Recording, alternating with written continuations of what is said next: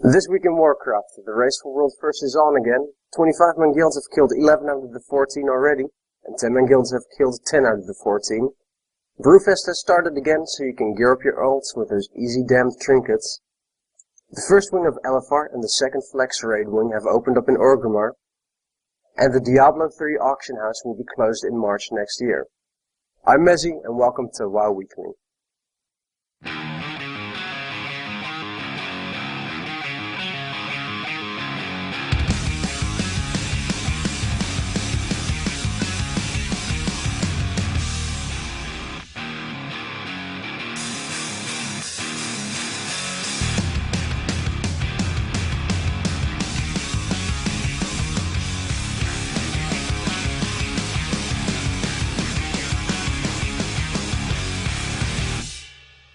Alright, welcome guys to another episode of WoW Weekly, episode 5 I believe already. I'm joined this week by LJ. How are you, LJ? Doing quite okay. Doing fine. And you? I'm alright. I mean, guides are nearly done. We just need to kill Garrosh tomorrow and then all the normal guides will be out. Stop slacking them, man. Oh, but all the trouble we've had, we're lucky to almost have it down as it is. Oh, yeah. Yeah. So, anyway, my other host this week is Matt. Vivi, welcome Viv. How are you? Hello. I'm not bad. How are you? Well, I just said. I always say that. Say how are you, and then I realise I've always said how are you. Everybody says that, so yeah. Yeah, it's just response you on it. It could have changed in the last 30 seconds. You never know. Something may have happened. Yeah, suddenly I'm feeling very feverish, so not really well. I wonder why that is. Well, Gotta check out there. Certainly not with any interruptions or anything. Alright, so let's get on to the news. The first point of this week. The top world guilds are pretty much cruising through the heroic encounters at this point. Faster than usual, already 11 out of the 14. That's pretty damn fast compared to other tiers. So how do you guys feel about the possibility that the first set of heroic encounters might be easier than usual? Or, what will probably be the case, that the last set of heroic bosses will be real brick walls. In that case, is it good design to go first through the bosses at a relatively easy pace to then suddenly hit that brick wall, like what happened with Heroic Dragon Soul with the Spine of Deathwing? I'm not sure about how it went with Dragon Soul, but like that. I know how many weeks did it take for them to clear the whole instance? I wouldn't know exactly the amount of weeks, but I know that it went with relative ease, I believe, as well. Until the Spine of Deathwing on his back. That was an absolute brick wall. Guilds stacked mages, I believe, at the time. Oh, yeah, true. I mean, I wasn't that active by then. I think I joined back to... I went back to WoW shortly after that, or during that, so I didn't get all of it with me. But, yeah, if it's really gonna go like that, I see that for now, for the past day or something, they've been stuck on 11 or the 10th, which would indicate that they might have hit that brick wall, but you never know. They might have 14 out of 14 tomorrow, the day after that, or the month after that. But yeah, it's a bit weird that they can cruise through 10 bosses without much pain, with ease, weird like that. So yeah, it's just let's wait and see how it goes. I hope it. Yeah, I was hoping it would be more like the other ones, just like Toth and such, that it would be somewhat more evenly spread. But yeah, you never know. Some bosses are easier than others. We'll just have to see what happens with the last 3 or 4. Yeah, so the problem is, I think a lot of people will be hoping it is that brick wall, because if they, in the first couple of weeks, literally kill everything, it sort of makes a whole mockery of the whole expansion. Yes, a lot of people aren't going to have killed it and are going to take a while to do it, but if you're looking at an expansion that's just come out and then world first kill in the first week or first 2 weeks, it is a bit pushing it. Even in the other expansions, it probably took a month for everything to go down, which was the guild raiding literally 24/7, raiding as much as they possibly can do. And it's always nice to see Europeans coming out on top again. Oh Yeah. Score one for Europe. Especially with Americans always having a day ahead of Europe. Yeah. I think that's especially nice then. Yeah, because Method caught up to Blood Legion. They were ahead, now they're even again. And I believe Paragon is number 1 now. No, on 10-man difficulty. I think so too, yeah. Yeah, so go Europeans. Yeah, it's Method, Blood Legion, and then something Russian at the moment, so... Yeah, but they're thankfully making the difference between 10-man and 25-man now. Yeah. Which I think is a really good move. Yeah, exactly. Paragon is leading at the moment there, and then Sanitas, and then Avast. So that's good. Always. Yeah, because we always have the argument about good old 10-25. So it's nice it's split, and it means that people aren't. Because say I'd love to have a go at this in 25, as we do rate 10-man now, just to see the difference in variations. If you know what I mean, it would be interesting to see what the first lot of fights are like. Yeah. I imagine for this tier that 25-man is more difficult than 10-man. It just seems like, if we look at the realm progression, obviously there's only 1 or 2 25-men left on our realm, but the 25-man guild was way behind 10-man guilds. Yeah, but the problem is in our server, it's a bad server to take advantage of, because if you look at the 25-man guild, they were way behind at the best of times, so... This server is basically void of decent 25-man raiding guilds now. We've got a few 10-man to keep it going, and which is fair enough. And if we did get a good 25-man again, back to when our original guilds, we all were quite happy members of Bridgeburners when they were pushing and doing quite well. And that's the problem. As soon as 25-man became merged with 10-man, we struggled to hit, and that's when everything went down. But yeah, is it a good thing that people are 11 to 14 already? We'll see, so hopefully we'll get Garrosh down this week and we'll see what our type of guild can do. So we don't raid as much as other guilds. We like to think we're not fully hardcore, but we're serious raiders. But at the end of the day, we'll see what it's like when we go through it. People say you look what they did, like Method, I think they were 8 bosses, or was it like 7 bosses behind Blood Legion when they started raiding? Yeah, and by the end of the night, I think they caught up and all overtaken within 2 days. So... We'll see. We'll see. It just depends. I'm expecting Garrosh to be sort of the Ragnaros of fire. You know what I mean? That type of. I'm expecting Lich King. Yeah, Lich King. Yeah. I'm expecting him to be, because he's been built up. They have built everything up of this expansion for him to be the big bad. We knew months. We knew coming in like a couple of months before the expansion, he was the big bad. He was gonna fall again, almost following his father's footsteps of being corrupt and that type of thing. And it is, you've got to expect that the heroic version of him is going to be a brick wall bitch. It's going to be horrible. And you can even see the fights we've done, say the fights up towards it. There's a lot of mechanics there that are normal. Can't wipe you, but if you bung them into heroic, bung an extra couple of things in there, a few of those big fights, I can imagine seeing what we've seen out so far. You can imagine those fights being absolutely horrible. Yeah, pretty much. What I am hoping, of course, that Garrosh is on the level of Heroic Lich King, Heroic Ragnaros, but still, I think we have to just watch for that to happen. Because look at Heroic Deathwing, for example. The Spine was a tough one. That was a real brick wall. But after you got through that, the madness of Deathwing encounter was really underwhelming. Not deserving of an end boss at all. I think the problem with that fight, though, was... There was just an issue with that whole fight, the way that it was designed. I just think it was a very badly designed fight. It wasn't the fact that it was underwhelming. It was just a really badly designed fight when you go for that. I do have to give him credit, so this far, I have enjoyed this expansion, the design of every raid instance in the fight. Really? I've enjoyed all of them. Even the first tier? I found that one quite boring. Unfortunately, I did enjoy the first tier.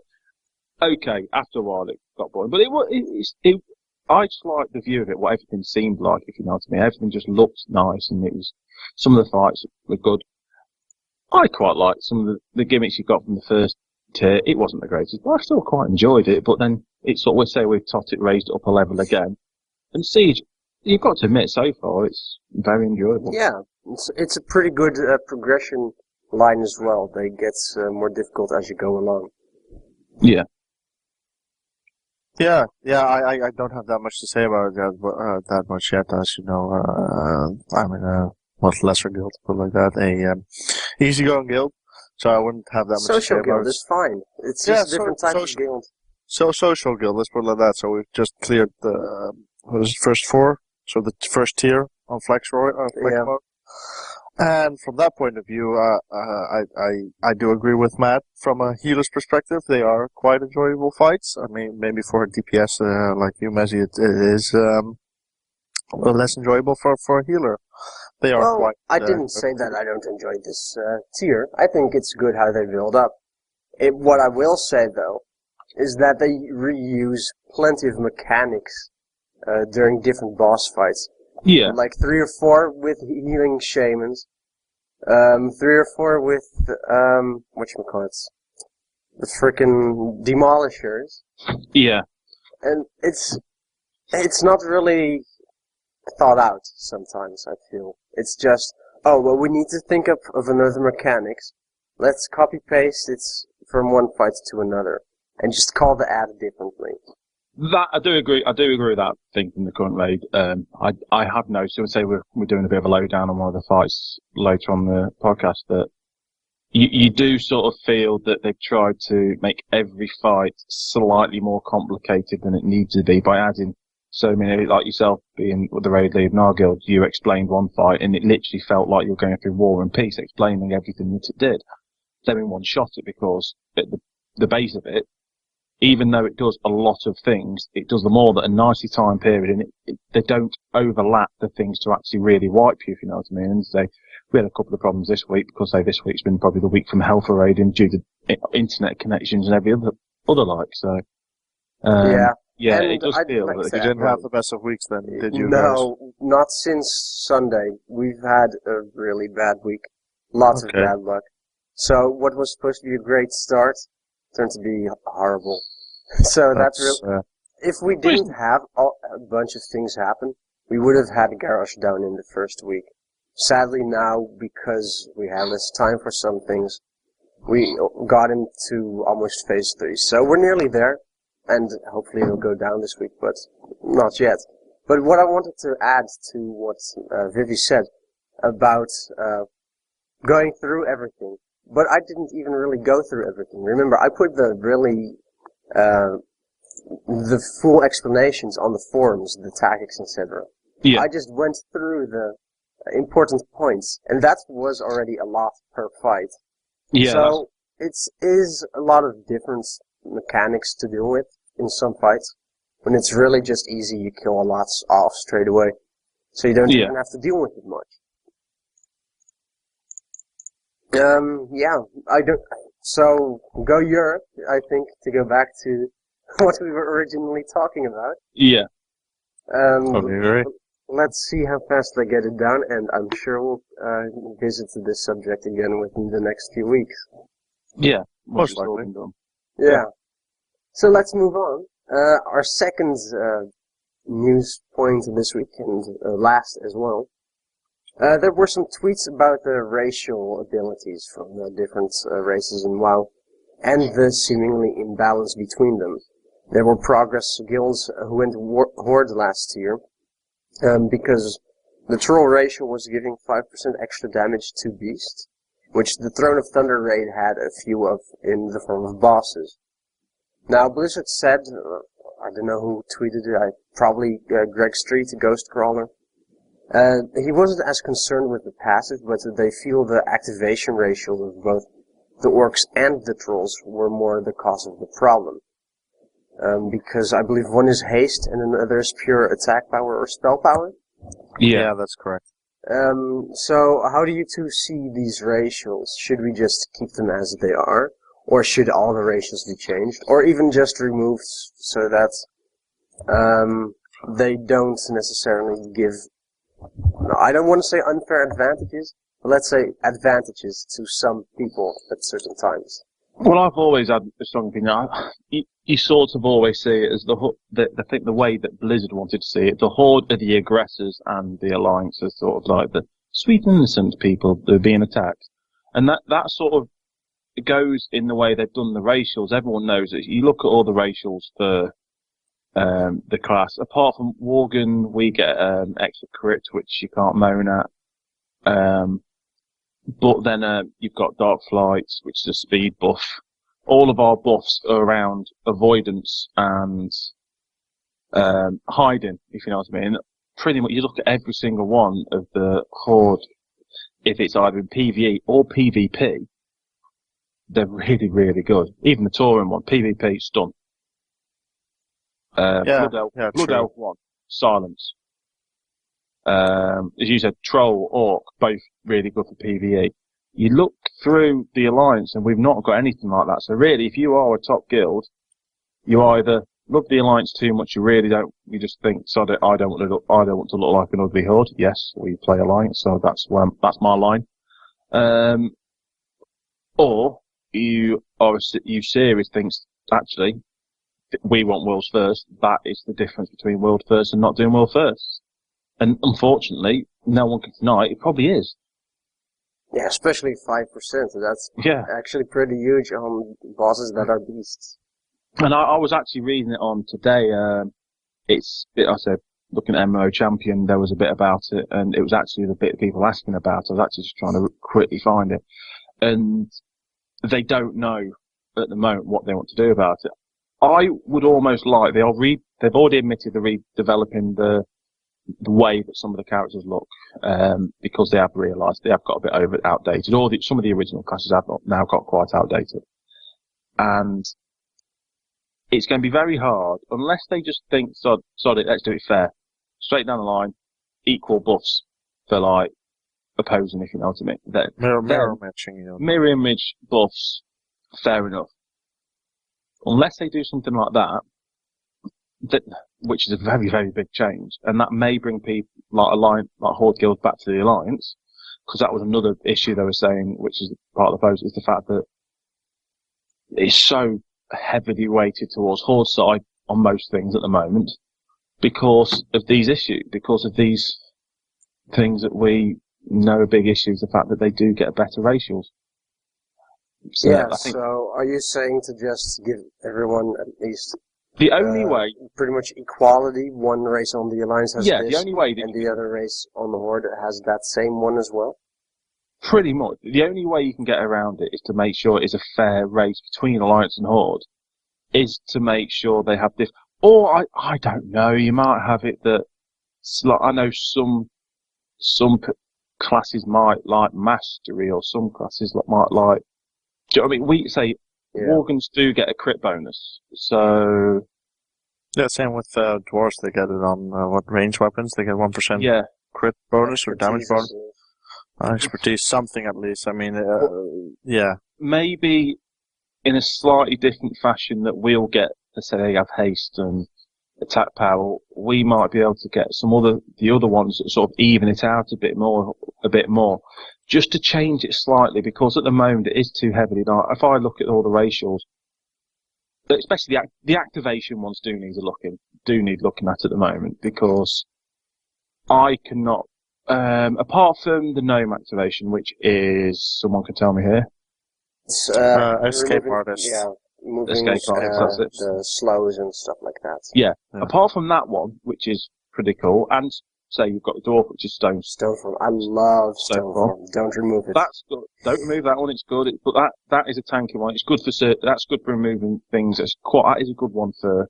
That's even good for Paladin. I use that for when I use my Hand of Sacrifice. That reduces the damage I get from other people and such. Yeah.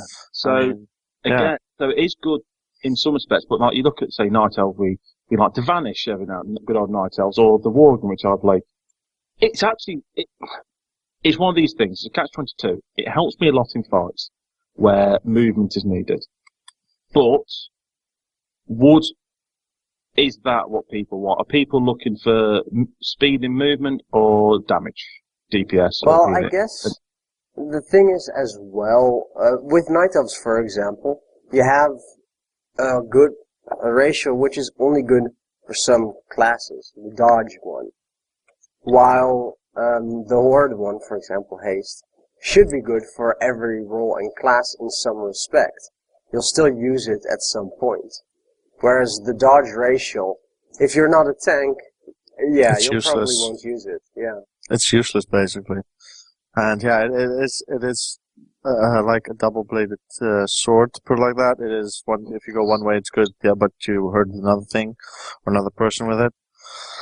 But yeah, I have to disagree with Viv on this because what a trend I've been seeing with World of Warcraft lately is that, which started from Burning Crusade, is that every side has to be fair and equal, which I think is a good thing. Good thing to start off with, but I don't think you should make every character, every class, every side. Yeah, I agree. More It like gives flavor. It gives flavor to exactly. the races. I know what Matt, what Fish trying to say, and I agree with that in some respect. But I mean, to give an example, it started like I said in Burning Crusade because then the Horde could get paladins and Alliance could get shamans. I mean, that's not a bad change, but it does make the Horde and Paladin the boundaries are less farther from each other. So that and like more classes, like with the buffs nowadays, you have like paladins used to have 6 blessings back in the day, which I agree was way too much. But nowadays, everybody can give them a sort of kings or a sort of mastery, a sort of might. I mean, I don't agree with that either, because then that relieves certain people, certain raids of bringing a certain class because a other class also gives that buff. I think that is going too far now, and that might have something to do also with casualization. I don't know, but I wouldn't like to see them. They can adjust the ratios, but I don't think they should remove them. Maybe buff others or nerf others. That's fine with me, but don't remove them or change them as a whole. I don't agree with that, at least. Yeah. Before Matt goes, I just have to say one thing. I really do not think at any way possible the word casualization will be able to come up in this episode. I applaud you. It's not like we hate casuals or anything. LJ frickin' is a casual now. Nowadays, I am. I mean, Yeah, at heart, I might be still like wow, LJ. I did not see that coming. so go ahead. Find someone to blame, huh? Well, no, so I know what you talk about. It's just if you're trying to, the game isn't fair, and that's what a lot of people say. You try and do certain things. If you are trying, my point is, if you are trying to make the game fair, if Blizzard, because from what I read earlier, Blizzard, I don't think are fully happy with the fact that everyone is going Horde. If the top, they don't like looking. If I look on, which I am at the moment, if I look on my progress, the top 10, top 20 guilds on 10 man, there is 4 alliance. Top 10, 25 man, there is 4 alliance. So, everyone knows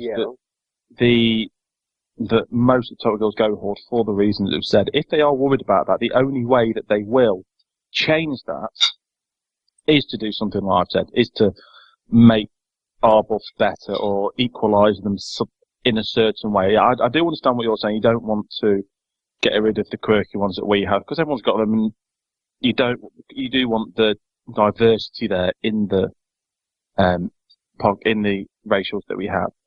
But if you are trying to even the playing field up a little bit more, there does have to be a change on the alliance play ratios. Even though I do like them, even though I do like the quirkiness of them, it does do my head in if I'm doing PvP. I've used my stun, all of a sudden the Tauren comes in with about 25 stuns, including the racial, or say you get silence from another racial, and you're like, what can I do? I can vanish. Yeah, I agree. I agree with what you're saying. I can run away quickly. Yeah, it's just I totally agree. Some are definitely underpowered, like the 1% crits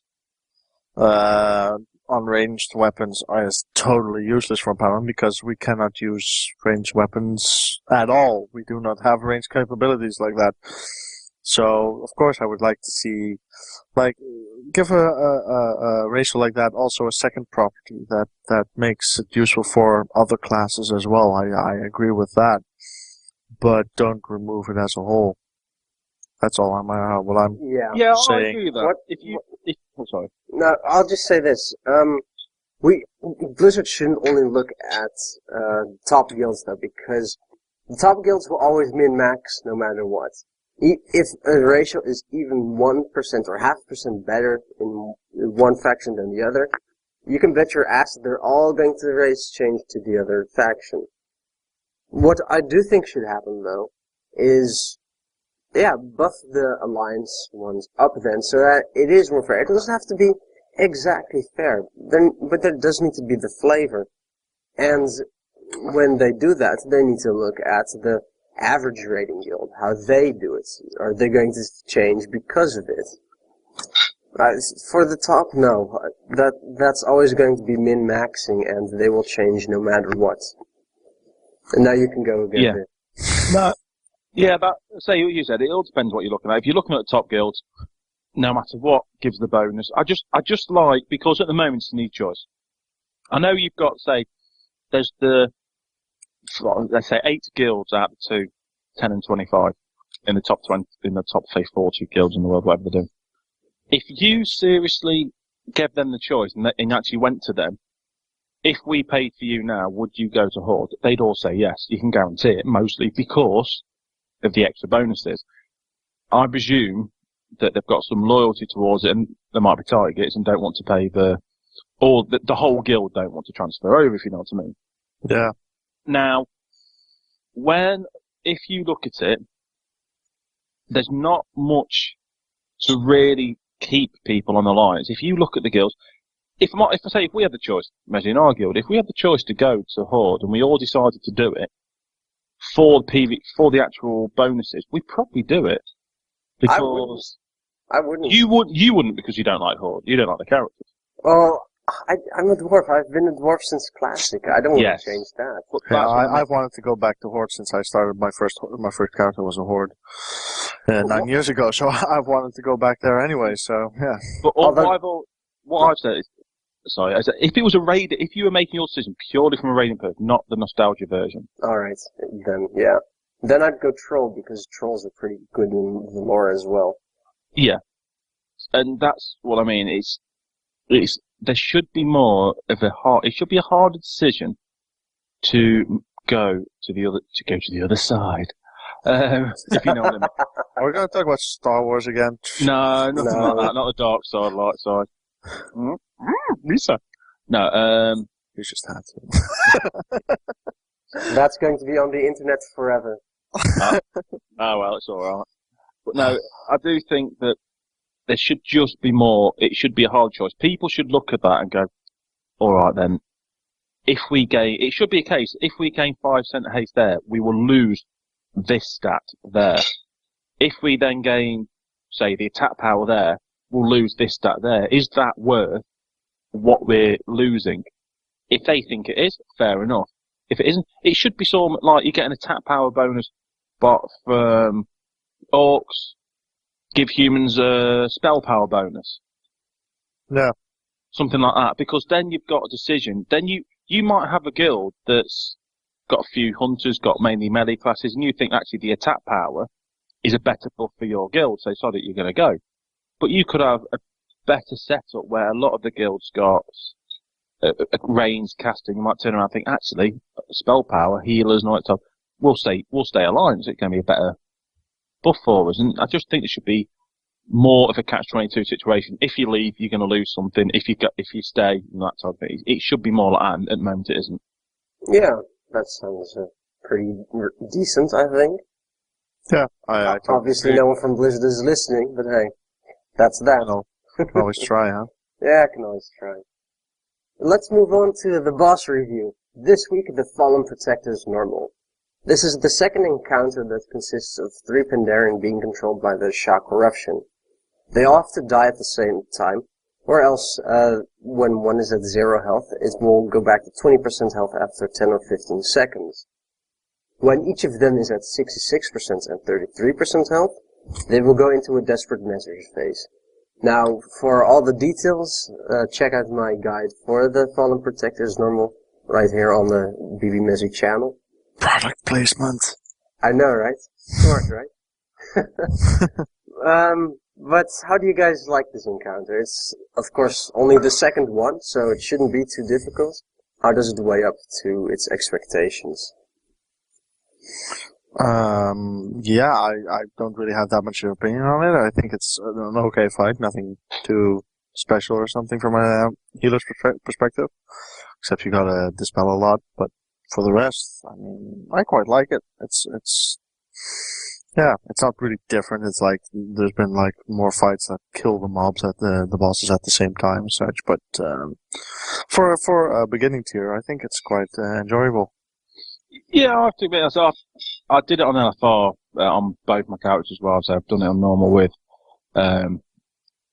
my main, and it's quite an enjoyable fight. As I said regarding the first fight there, I felt personally as a healer it was one of the most boring fights I've ever done, even though I quite like the look of it.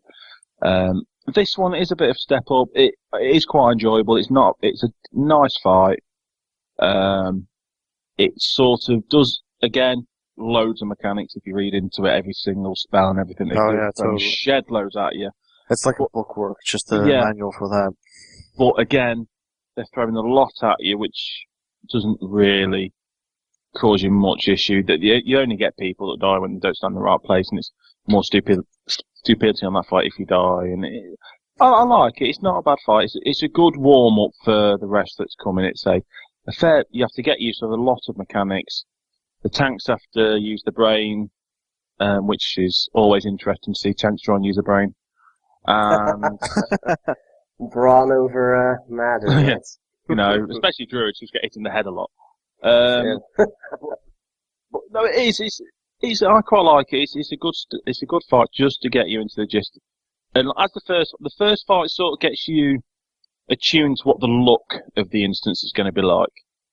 But if you know what I mean, it's sort of a bit grander. It is a bit grander. As I said before, I think WoW needs to go a little bit bigger. And this instance sort of just give you that. It's bigger. It's shiny. If you know what I mean. The first boss sort of brings you into that part, whereas the only mechanic is kill the bad ones, heal the good ones.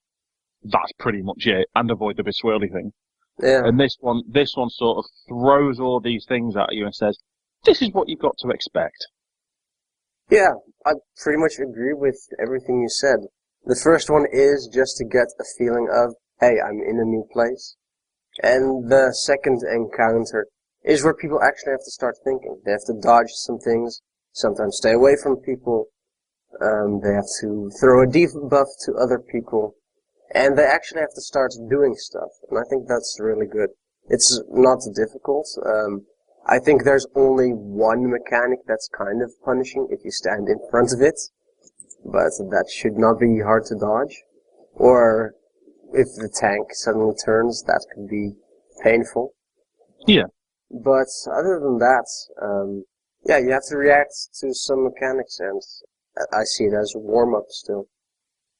Yeah, so there's not much more to add to it on the normal side of things. Yeah. Of course, it's just, as I said, LJ, you've done it on normal and flexi. I've not done it on flexi yet, so I don't really know what to do. Tanking wise, I only tanked it on LFR on my ult, and I quite enjoyed it. I tanked the road and just made sure I turned. It was pretty simple. Taunt, DPS, turn on his main attack, make sure he didn't get stunned, and it was one of those. It's just sort of a warm up, and it's quite enjoyable. Yeah, that's actually a good point. The gouge mechanic. It's good to already have tank at that point, not just tank it, but actually have to react to something. Yeah, because I think one of our, I say, sort of tanks, as you know, he helps out with he tanks if we've got issues with tanks, which basically we've had issues with tanks since we started raiding. And he's sort of our third tank, if you know what I mean. If we Yeah. don't have him, he will come in and be our tank. And he said that he actually loves tanking, but the thing about Tot, which he didn't like, and which I agree, I've tanked it as well, and it is, Tot is too much of stacks, taunt on this stack, wait for stack to end off, taunt again. And that's what Tot is too much of. There's not many clever mechanics that make you think, oh, I best do something here. And that is it's something else that sort of makes them think. And this tier so far does look like that. Tanks seem to have I'm going to presume, not being a tank, but I'm going to presume that tanks maybe have a bit more fun here with this pack. Yeah, I will say, with writing all the guides and then doing videos as well, the tanks still have taunted this many stacks again and again and again. That doesn't really change, sadly. But they do actually have other mechanics to keep them busy and have to move and do stuff. And so that is much of an improvement. Yeah, I know what you mean. So before we go to the break, is there anything else you would like to add, LJ? No, not really. I think everything's been discussed here, so, yeah. Alright. Cool. So, Mezzy Raid Guides, check them out on the YouTube channel. We'll be right back after a word from our sponsor. This show is sponsored by the Stormwind Army. Hey there, maggot. If you want to stop feeling weak, join the Stormwind Army today. We'll train you to become an elite soldier who can fight against anything. Or just to give quests to random adventurers over and over again. Never really being able to solve your own problems because really, all our training does is give you a knight's outfit. So, yeah, come to the Stormwind recruitment office today. And welcome back to WoW Weekly. This week's discussion point, we're actually going to change things up a bit, and LJ will introduce our discussion points. So LJ, what are we going to talk about this week? Well, the thing on, most people's lips now, of course, has to do with GTA. One of the it is the most selling entertainment source ever. It has sold $1 billion as of today in 3 days, which beats Call of Duty Black Ops, which had it in 16 or 17 days, I believe. But it doesn't have to do with GTA per se. It has to do with discussion that yet again arises with it. Now everybody knows GTA and what kind of game it is, but the media loves to accentuate that it is a violent game and that it causes all sorts of disturbances. The question that always arises with me is, does it really cause that much disturbances? I know it's a violent game. I played basically every part of the series, from part 1 even. But yeah, every time a game like that, especially with GTA, the media especially likes to exploit the same story every time. Does this game promote violence in people, children, and does it actually make them commit more violence and whatever comes to look at that? And that's basically what I want to talk about today with everybody, to discuss that point and see if we can get somewhere with that.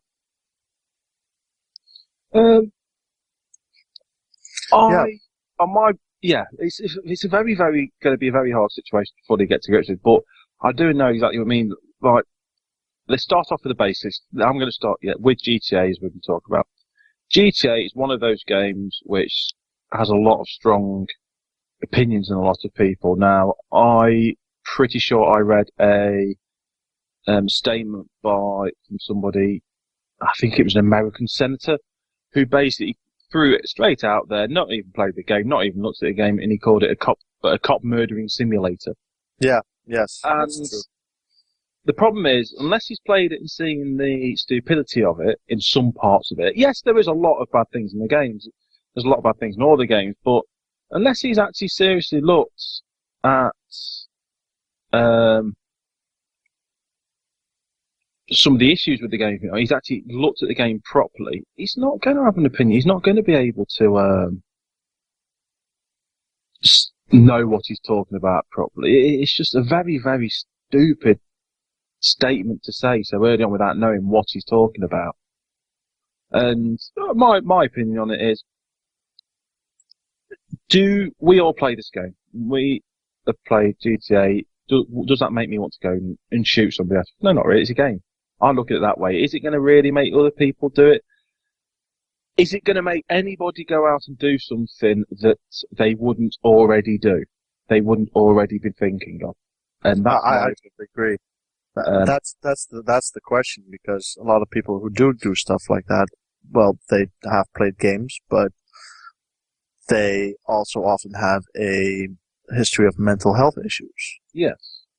Yeah. So, But yeah. looking at the issue when it mostly comes up, it's all politics. Because this comes up, I think it came up with the Newtown shooting as well, whenever shootings happen. And for American politics, I'm a Democrat/liberal through and through, obviously. But to put that in contrast, for the Netherlands politics, I'm actually on the right. So that goes to show how the Republicans, how far they are on the right compared to the rest of the world.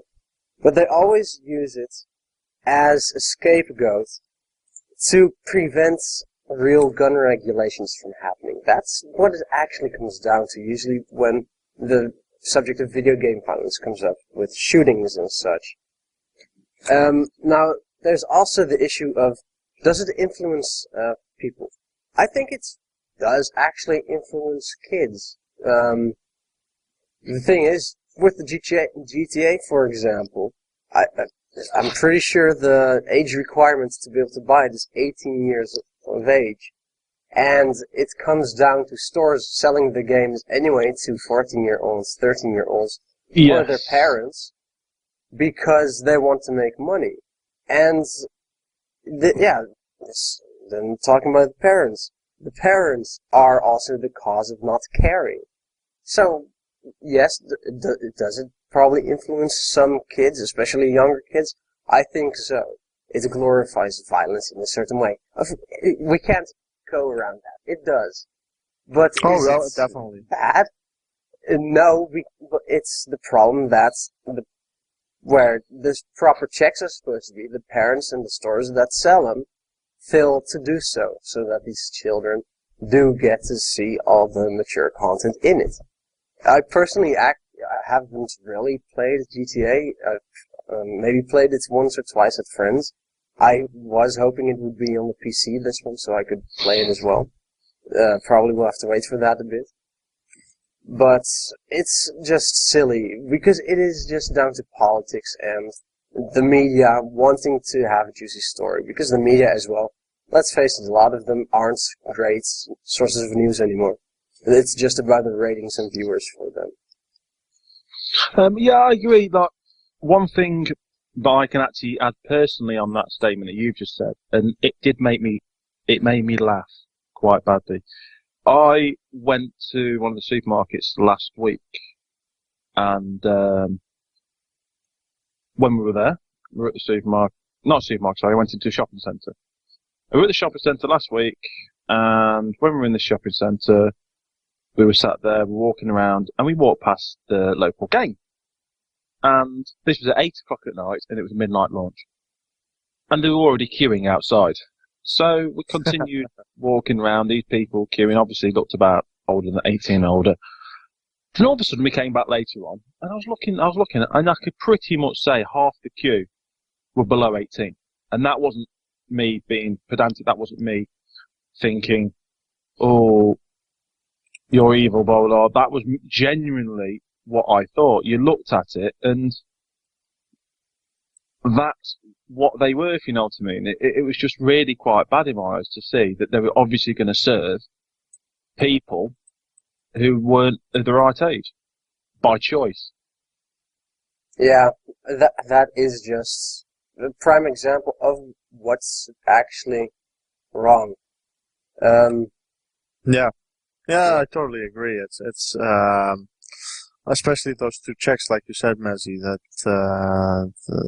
the government, I mean the stores, that and the regulation behind that is one of the main things. But also, you'd expect parents not to give their 13, 14, 15-year-old kids this game, especially if they are worried. Like some people are more susceptible to it than others, of course. So it's all about that as well. But yeah, I mean, you have to depend on certain checks. You can't think it will all be fine, and then when it's not all fine, blame the maker of a game, blame somebody that does this for a living, a company. I mean, they want to make profit, of course, out of this, and they want to keep making these games because they're so popular. But it's also just the story keeps coming up, of course, every time again. But I think there's more proof of it being unreal, of just being a urban myth, to put it like that, than that people actually, after they play the game, that they actually want to go out and shoot somebody. I, for one, have never felt that before. I, for one, love games like GTA because they actually give me a source of venting, a source of release exactly after a stressful day at work, at college, whatever. But I think it's like I said before, people who have a certain not doesn't even have to be a mental history, but just people who are more susceptible to exactly being that's the word. influenced. Exactly, that's the word I was looking for. Susceptible to being influenced by something like this. I think that's always going to be a hazard, but that's going to be a hazard with every form of entertainment on the market. I mean, you're always going to have a nutcase that can get a gun, especially in a country like America, and then shoot a whole mall. I mean, they since Columbine until the last shooting, they've always looked at what game were they playing. I mean, they even played for the Sonic the Hedgehog because the Virginia Tech shooter was played it a lot. I mean, wow. If anybody knows Sonic the Hedgehog, it's one of the most harmless games out there.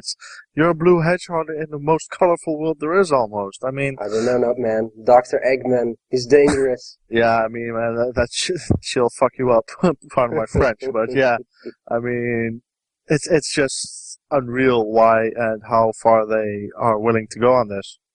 Yeah, the thing is, a few weeks back, I read an article about scientific research that it actually playing games actually decreases your violent tendencies because it allows you to get them out in the game. Now, for those listening to the podcast, those two pings you heard, that was me trying to find the article, but I couldn't find it anymore, so I can't say exactly who what, and where the research was done. I'm sorry. I would have liked that, for the credibility to the research. The other thing is, they obviously talk about movies and such as well, but not as much. Why do they pick on games? And really, that's actually quite simple, because in games, you are the one making the choices. You are the one seeing the consequences in that game of your choices. So, and because games are a newer media still, and the older politicians just don't get it. I mean, just anything with technology, really. Look at all the, what was it? SOPA? I'm not sure. Oh, yeah, SOPA, yeah, don't get me started. Exactly, stuff like that. It shows that the politicians and the media as well. There are lots of young reporters, but they show incredibly stupid reports when it comes to stuff like this. They're just behind the times, and I think it's still going to take, I'd say 10 years maybe, before we start seeing a switch in how video game violence, because that's what we're talking about here, will be handled by these different types of outlets. I do agree, and one of the issues that you said is just the fact that there isn't enough understanding of the games and how they work and what they're meant to be done, if you know what I mean. People just automatically think they know a game, and they don't. They'll look at it, they'll turn around and say, "Oh, that's bad. You kill things. That must be bad." Yeah, But well, actually, I just like to add, Mario is influencing me to join the Italian mafia, man. Isn't it? Come well, that's what I on. mean. It's sort of like I play a druid in World of Warcraft, and as people say, I often run around trying to throw flowers at people. And I often run around and say, "Look, stand in a nice green shiny thing," and they often look at me like I'm mad. But no, it is. It's one of those things that people turn around. It's more to do with, especially like we've talked about GTA. The problem with GTA is it's graphic. But what not many people have said. Saints Row came out a couple of months ago. Saints Row is basically GTA with a little bit more fun, a bit more, Well, yeah, it's a an bit arcade sillier. version. Let's put it like that. Yeah, it's like It's an very arcade silly. version. Yeah. It's very silly. But you still do some of the same nasty things that you do on GTA. It's still Right. graphically very similar in the fact that it's still a nice looking game. Yet people have not mentioned anything to do with that because it's not had the same success, because it's slightly sillier. And people always knock something that's good. People always knock something that's successful. And GTA is a very successful game. It's done very well. Say, it's broke records. But they look at every game. Look at World of Warcraft. When World of Warcraft was at its peak, when World of Warcraft was the game where it had, was it 30 million players. Every single time something happened and that person played World of Warcraft, They blamed it. they blamed them. There was an American senator, and this was say, in our guilds, the Bridge Burners, there used to be a member of people who listened to this called Layden, and she did an entire master's degree on raiding and everything. And she was like, people used to ask her questions. And there was a woman in America, she was a senator, who basically she played a rogue on World of Warcraft, and she was a senator. She was played a horde rogue on World of Warcraft, and people who were going against her tried to use that as a bad thing against that person. They used to turn around and say, "Look, she plays a rogue. That must say what type of person she is." I went, if that's true, she plays Naught Crows. That means she's green and got dodgy teeth. And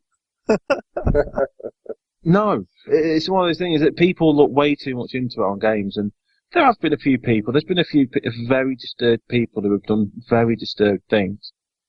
Who've taken their own lives due to this. But unfortunately, it's just the outlet they used, and that's what got blamed, because it's one of the outlets anyone can play. If it was a film, if they were watching a disturbing film at the time, films have been blamed a lot. Oh yeah. In the past. Music. The devil's music.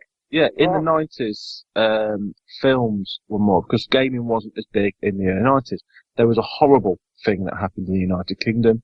A lot of people will know about it. I'm not going to big details about it, but the film's Child's Play got blamed. And Well, that must have been nasty. it was a nasty thing that happened, but they were blaming the film Child's Play. Then they were saying, "Oh, is these films?" Every time there was something nasty, unfortunately, people don't just look into the fact and say they're very disturbed people. They're just nasty people out there. They try to look into the fact. They try to look into the deep detail of it and find out why they did it. Unfortunately, in every age of man, every history of man, there have always been nasty people. It's a very nasty way of putting it, but there always has been. There's always been disturbed people. Oh yeah. When you had swords and shields, the disturbed people normally ended up with a short sword and a shield. They would ended up dying a very bloody death. It's like there's always been very disturbed people out there. Yeah. And unfortunately, Yeah. sorry. No, go ahead. Sorry. Yeah, there's always been disturbed people out there, and they just try to latch on to why did they do that? Sometimes, unfortunately, there isn't a reason. They were just going to do it anyway. That's what the last thing they were playing. Yeah, and I also I just think like it's if you look like exactly what you said. I mean, there's always going to be people that will lash out to others, that will hurt others, that will do something that isn't accepted by society. But I think it's just evenly worse. Of course, not for victims of people that get hurt, but it's just evenly worse for like media taking advantage of and creating a scapegoat out of games, and not just for quick thrills and for good ratings, instead of actually saying, no, this guy, he had a past, he did some things, or there were indications, something or other. Like, just go into the full story and actually blame that or give it more insight to the person who did it. Yeah. I mean, we know he had problems, but yeah, people are never going to find that out if they just keep watching the mainstream media, who keeps on saying no, he played games, he played GTA, so he had an assault rifle in the game, so he now wanted an assault rifle in real life. I mean, also we have to put it in context. Like 9 out of 10 times something happens like that, it's in America, where the options for rifles, weapons, and such and other are abundant, and the society is more cruel in that way, so more allowing for cruel acts, I think.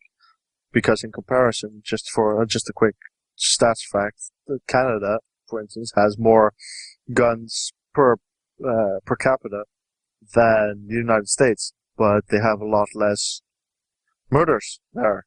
So I mean, it's a lot of different factors, and it's not. It's just the easy way out to say, to point a finger, say he or she did it, and that's it.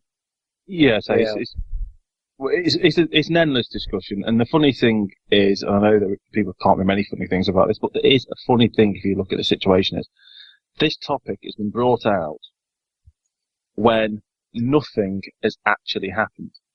Yeah. It's No, just the mad fear already. Pretty much, it's just sensation. Like, you know what I mean?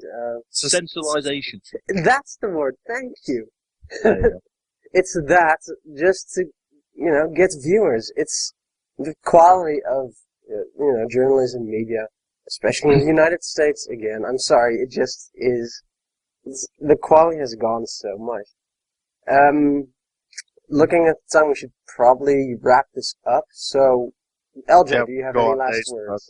We could go on days on this subject. Exactly. Yeah. Especially, I always have something against when stuff like this gets brought up. To be like that, Mm-hmm. I hate controversies like this. Yeah. I always rather have stories being told like they should be told, and not just cheap thrills. But yeah, I mean, I think we discussed most of the biggest part of it, and you can go, like I said, I could go on for days on this because there's so many different There are aspects, so many aspects to it, but also examples of how it should be or should not be done. I mean, it's going to keep on happening, and more or less people are going to have to accept, because Rockstar is not going to stop making GTA because the politicians don't want it. I mean, like I said, they generated $1 billion in 3 days. It was the most expensive game ever. It cost them $200 million, but they got that out of it in the first day. Just think of that. I mean, it's amazing. It's amazing. It is amazing. It is a lot of money. I mean, no movie. I mean, Titanic, Lord of the Rings, whatever, never made that much money in that short a time. I mean, how much will GTA be at the end? $2-3 billion for one game? I mean, that just goes to show that the games industry is the biggest industry, the entertainment industry there is at the moment. And people are just going to have to live with it because it's not going to go away anytime soon. Yeah.